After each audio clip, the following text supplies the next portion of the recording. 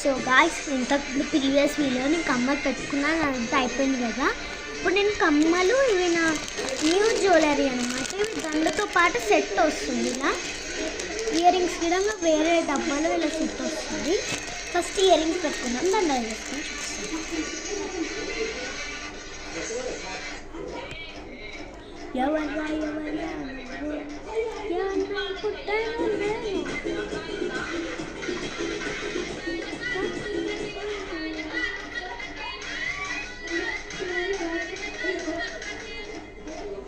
చూసారు కదా.